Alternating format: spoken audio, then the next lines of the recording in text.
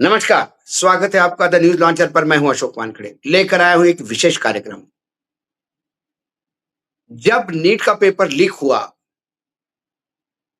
और यूजीसी में धांधलियां पकड़ी गई, उसके बाद जेन जी पूरे देश में आक्रोशित हुआ। ऐसा कोई शहर नहीं बचा था जहां जेन जी रास्ते पे नहीं था। और दिल्ली में तो जेन जी ठान मार के बैठा हुआ था, बिल्कुल सर पे कफन बांध के, इस सरकार को सबक सिखा के जाएंगे।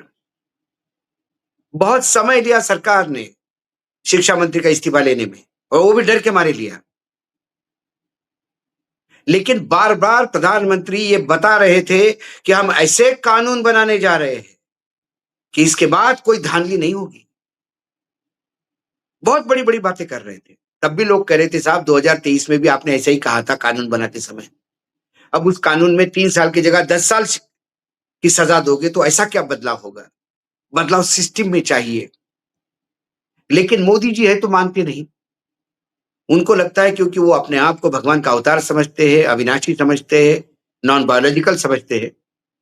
तो उन्हें लगता है कि उनने एक बार तय कर लिया और उनने एक बार उनकी सिस्टम यदि कुछ चीज को कर रही है तो वो बिल्कुल फुल प्रूफ होगी। जबकि उस सिस्टम में ही माफिया बैठा हुआ है। या तो मोदी जी जानते हैं उनके साथ है, या फिर मोदी जी जनता को मूर्ख बना रहे। सुबह सुबह फिर राहुल गांधी ने पकड़ लिया। मोदी जी का सिस्टम फिर फेल हो गया। 3 परीक्षाएं रद्द हो गई। उधर महाराष्ट्र में दीप के भी कॉकरोच जनता पार्टी के फाउंडर सड़क पर बैठ गए। हम तो पहले से कह रहे थे कि सांप की उल्टी गिनती शुरू हो गई। लेकिन इस गिनती का स्पीड कभी-कभी बीच-बीच में एकदम बढ़ जाता है। तो उस उल्टी गिनती का स्पीड बढ़ गया। क्या हुआ सुबह-सुबह आज वो देखते हैं। यूजीसी नेट की 3 परीक्षाएं रद्द होने पर भड़के राहुल गांधी और मोदी जी को दिखाया आईना। बोले मोदी जी देख लीजिए एनटीए ने क्या किया। कांग्रेस नेता राहुल गांधी ने यूजीसी नेट जून 2026 की इंग्लिश, कॉमर्स और सोशियोलॉजी परीक्षाएं रद्द होने पर केंद्र सरकार और एनटीए पर तीखा हमला बोल दिया। कांग्रेस नेता राहुल गांधी ने यूजीसी नेट जून 2026 के 3 विषय अंग्रेजी, कॉमर्स और सोशियोलॉजी की परीक्षाएं रद्द होने पर सवाल पूछे। गलती एनटीए की है, लेकिन सजा छात्र भुगत रहे हैं। उन्होंने सवाल उठाया कि क्या ये पेपर पहले से ही लीक हो गए थे। उधर एनटीए ने प्रश्न पत्रों में भारी खामियां और पुराने प्रश्नों के दोहराव पर इन 3 विषयों की री एग्जाम 9 और 10 सितंबर को यानी 2026 को कराने का नोटिस जारी किया। राहुल गांधी ने सोशल मीडिया पर पोस्ट कर कहा, मोदी जी देखिए आपकी एनटीए ने क्या किया है। 22 से 30 जून के बीच हुई परीक्षाओं 2 महीने बाद गलत पेपर सेट करने और पुराने सवाल दोहराने के कारण रद्द कर दी गई है। उन्होंने कहा कि मैंने कोटा, देहरादून, प्रयागराज में यह बात कही थी और कहता रहूंगा। ये अब कोई शिक्षा व्यवस्था नहीं, बल्कि एक्सट्रैक्शन मशीन है, शोषण यंत्र बन चुकी है, जो छात्र से पैसे, साल, मानसिक शांति और आत्मविश्वास छीनती है और बदले में कुछ नहीं देती, नौकरी भी नहीं देती। राहुल गांधी का ये जो अंग्रेजी का ट्वीट है, ये आप देख सकते हैं। उनका जो ट्वीट आप स्क्रीन पे देख सकते हैं, राहुल गांधी का जो अंग्रेजी में दिया है उन्होंने। फिर हम राहुल गांधी के ट्विटर हैंडल से है राहुल गांधी, अंग्रेजी में है, मैं पढ़ता हूँ, आप उसको देख ले क्योंकि उसका हिंदी का जिस्ट मैंने पहले बता दिया था। Modi ji, look at what your NTA has done. UGC NET exam for sociology, English and commerce were held between 22nd and 30th June.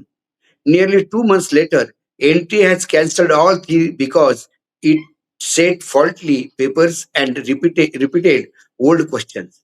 Thousands of candidates who prepared for years, filled forms, paid the fees, traveled to distant centers, must now do it all again in September. NTA makes the mistake, but the student serves the sentence. I said in Kota, I said in Dehradun, I said in Prayagraj, and I will keep it saying the same thing again. This is no longer an education system. It is an extortion machine. It takes your money, your years, your mental health, and your confidence and returns nothing, not even a job. NTA still won't answer real questions. Were these papers leaked before the exam?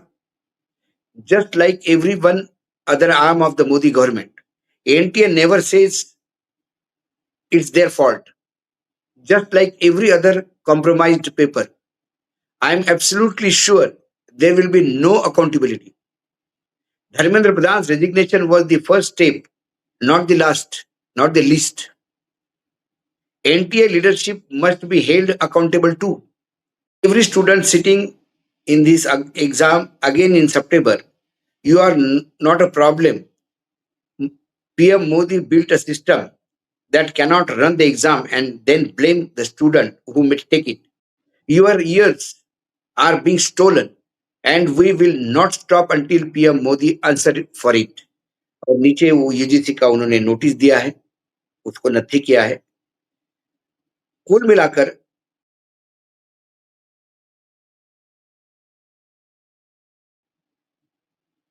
2 महीने बाद यदि NTA को समझ में आता है कि paper में कुछ गड़बड़ी हो गई है, तो आप समझ लीजिए कि कितनी बड़ी धांधली है। ये तो पेपर जब आता है बाहर तभी इमीडिएटली सामने आ जाता है। अब राहुल गांधी ने एनटीए और सरकार की जवाबदेही पर सवाल उठाते हुए मोदी सरकार के हर तंत्र को हर तरह एनटीए भी अपनी गलती नहीं मानती। एनटीए कभी भी असली सवाल का जवाब नहीं देगी। क्या परीक्षा से पहले पेपर लीक हुए थे? उन्होंने कहा कि धर्मेंद्र प्रधान का इस्तीफा ये पहला कदम था लेकिन आखिरी नहीं। एनटीए के नेतृत्व की जवाबदेही तय होना चाहिए। सितंबर में दोबारा परीक्षा देने वाले छात्रों का हौसला बढ़ाते हुए राहुल ने कहा कि गलती छात्रों की नहीं है।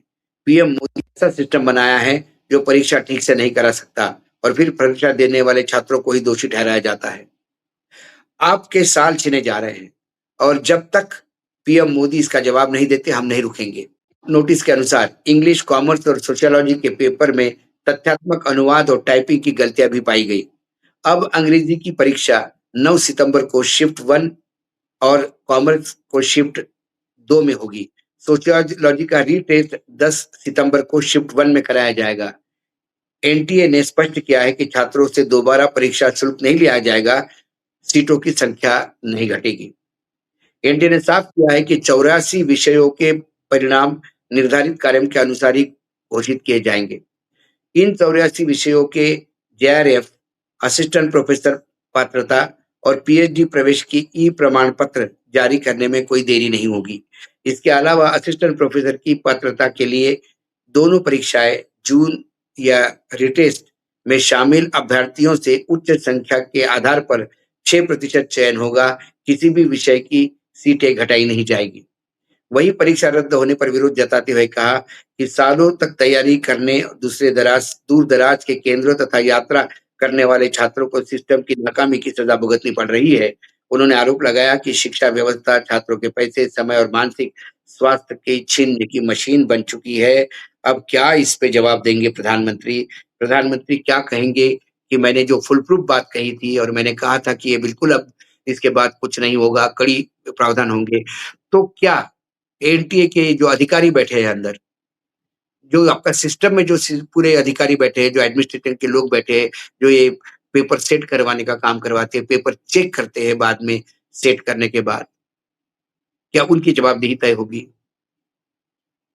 बच्चों से आप फीस नहीं लेंगे, लेकिन बच्चे का आने-जाने का खर्चा कौन देगा? ये देश इतना गरीब है जहाँ 81 करोड़ लोग 5 किलो अनाज न मिलने पे रात को भूखे सोते हैं। ये मैं नहीं, प्रधानमंत्री कहते हैं स्वयं।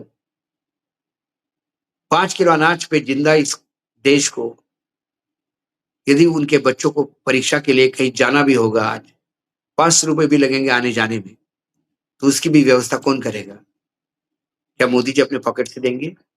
आपके लिए तो 2 महीने बाद आपकी नींद खुलती है कि ओह! पेपर में गड़बड़ हो गई थी, फिर से पेपर बनाने पड़ेंगे। उन बच्चों का क्या? 2 महीने के बाद फिर काम पे लग गए। आपने आज नोटिस भेजा, काम पे लोग लग गए। अब 9 दिन है उनके 9, 10, 15 दिन ज़्यादा से ज़्यादा। 15 दिन में उनको फिर से मेहनत करनी पड़ेगी। मामला यहाँ तक ही नहीं है। डबल इंजन के सरकार में भी कई जगह पे यही स्थिति देखने को मिल गई है। मुंबई में हाईकोर्ट परीक्षा में तकनीकी खराबी, परीक्षा तो ठीक से नहीं ले पाते। अब इसके पहले भी हमने देखा नीट परीक्षा में क्या हो गया था, जिसकी कैपेसिटी 200 की थी, वहां पर 1000 लोग भेज दिए थे एग्जाम देने। लोग अंदर नहीं जा पाए। किसी का सेंटर जो है रातों रात बदल जाता है। कहां से करेगा सारा व्यवस्था ये? इसी के चलते मुंबई में भी एक गड़बड़ हो गई है। जरा लाना हेडलाइन मुंबई की, ये देख लीजिए मुंबई की हेडलाइन। बॉम्बे एससी क्लार्क परीक्षा में तकनीकी खराबी पर प्रोटेस्ट, दोबारा परीक्षा की घोषणा तक हिलूंगा नहीं, दीप के। क्या हुआ? ये महाराष्ट्र में बॉम्बे हाईकोर्ट क्लर्क भर्ती में कथित तकनीकी गड़बड़ियों के सर्वर फेल होने के आरोप के बाद महाराष्ट्र के कई परीक्षा केंद्रों पर अभ्यर्थियों का विरोध प्रदर्शन शुरू हो गया। प्रदर्शन कर रहे छात्रों की परीक्षा रद्द कर दोबारा करने की मांग की गई है। इसी बीच कॉकरोच जनता पार्टी यानी सीजेपी के संस्थापक अभिजीत दीपकी भी छात्रों के समर्थन में धरने पे पहुंच गए और कहा कि जब तक दोबारा परीक्षा कराने की आधिकारिक घोषणा नहीं होती, वो प्रदर्शन स्थल पर बैठे रहेंगे, वहां से नहीं हटेंगे। अभिजीत दीपकी ने सोशल मीडिया और प्रदर्शन स्थल पर कहा कि हाईकोर्ट क्लर्क भर्ती की ऑनलाइन परीक्षा पूरी तरह अव्यवस्थित रही। उन्होंने कहा महाराष्ट्र में हाईकोर्ट और ऑनलाइन परीक्षा की पूरी व्यवस्था की पोल खोल दी गई है। सर्वर्स की समस्या के कारण कई छात्र फेल दिखा दिया गया है। राज्य के अधिकांश परीक्षा केंद्र पर कंप्यूटर से ठीक से काम नहीं कर रहे थे। मैं छात्रों के साथ हूं, जब तक दोबारा परीक्षा की घोषणा नहीं होगी तब तक मैं यहाँ से नहीं हटूंगा। और उन्होंने जो ट्वीट किया उसमें फोटोग्राफ भी दिए हैं। ट्वीट अंग्रेजी में है, वो भी आप देख सकते हैं। Online examination for the high court in Maharashtra has created complete chaos. Several students have been marked as failed due to server issue. At majority of the center across the state, the computers were not even functional. I have joined the students and will stay here. और नीचे photographs दिए हैं बच्चों के। दीपके ने बताया कि परीक्षा के बाहर आए छात्रों ने उन्हें कई गंभीर तकनीकी दिक्कतों की जानकारी दी।